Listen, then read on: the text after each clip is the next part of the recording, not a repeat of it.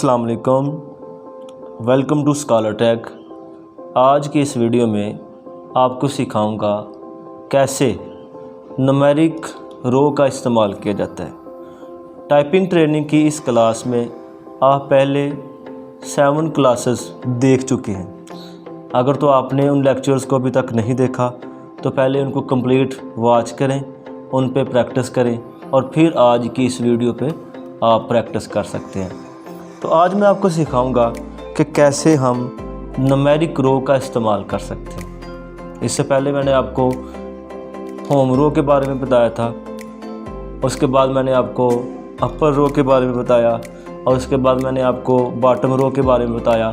आज मैं आपको न्यूमेरिक रो के बारे में बताऊंगा कि इसका इस्तेमाल कैसे करते हैं और किस तरह से इसको इस्तेमाल करके टाइपिंग स्पीड को इंक्रीज़ किया जा सकता है। तो अभी मैं आपको बताता हूं कि आपने क्या करना है। सबसे पहले आपकी जो बेसिक पोजीशन है, ठीक है, आपने अपनी फिंगर्स को उस बेसिक पोजीशन पे रखना है, ठीक है। तो मैंने आपको पहले बताया हुआ है कि आपकी जो बेसिक पोजीशन है वो क्या है जी। तो आपकी जो बेसिक पोजीशन है, सबसे पहले आपने जो स्मॉल फिंगर है वो ए पे रखनी है, उससे बड़ी एस पे, उससे बड़ी डी पे, उसके बाद आपने एफ पे रखनी है।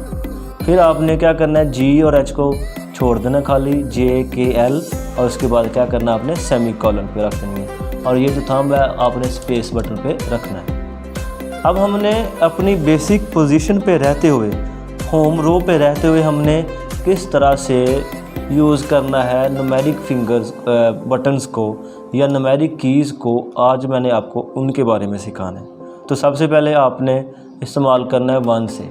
अब देखें आपकी ये जो की ए पे है, आप इसको देख रहे हैं, आपने इस फिंगर को यहाँ से उठा के ले जाना है 1 पे, ठीक है। 1 प्रेस कर दिया और वापस आपने ए पे आना है, स्पेस।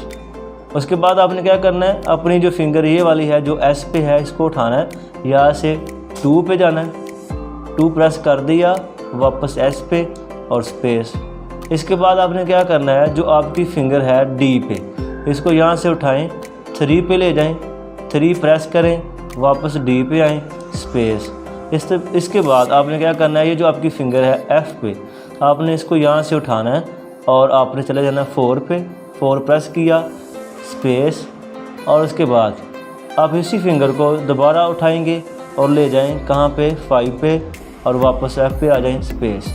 यानी इस तरह से क्या होगा, आपकी ये जो फिंगर एफ़ वाली है ये 2 बटन्स को प्रेस करेगी, एक तो 4 और दूसरा 5। आगे चलते हैं। इसके बाद जो आपकी फिंगर है जे पे, आपने इस फिंगर को यहाँ से उठाना है और आप इसको ले जाएं काम 6 पे और वापस दोबारा जे पे और स्पेस बटन। इसके बाद आप यही जे वाली फिंगर जो है इसको उठाएं और ले जाएं 7 पे, प्रेस करें और वापस आएँ, स्पेस बटन और जे पे ले आएँ दोबारा। अब जो आपकी फिंगर के पे है, आपने इसको उठाना है यहाँ से और इसको आपने ले जाना है कहाँ पे, 8 पे, 8 का बटन प्रेस किया, स्पेस, और वापस आपने चले जाना के पे। इसके बाद जो आपकी फिंगर एल पे है, ये वाली फिंगर, इसको आप यहाँ से उठाएं, इसको आप ले जाएं 9 पे, ठीक है। यानी कि इस फिंगर को आपने यहाँ से नहीं उठाना, इसको आपने ये जो फिंगर है आपकी ये वाली जो फिंगर है, आपने इसको यहाँ से उठाना है और ले जाना कहाँ पे, 9 पे, ठीक है, 9 पे, और वापस ये प्रेस करके आपने क्या करना है, वापस आ जाना है। इसके बाद जो आपकी फिंगर है सेमी कॉलन पे, उसको यहाँ से उठाएं और 0 पे ले जाएं, 0 दबाया, वापस सेमी कॉलन और स्पेस बटन।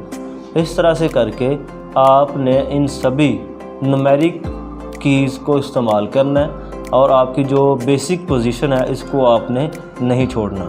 अगर आप बेसिक पोजीशन को छोड़ देते हैं और अपनी इन फिंगर्स को यहाँ पे रख लेते हैं या यहाँ पे रख लेते हैं, तो फिर क्या होगा, जो आपकी टाइपिंग स्पीड है कभी भी बेहतर नहीं हो सकती। सो आपने कोशिश करनी है, इस पोजीशन को आपने नहीं छोड़ना और उसके बाद आपने क्या करना है, स्क्रीन पे देखना है हमेशा सीधा, ठीक है।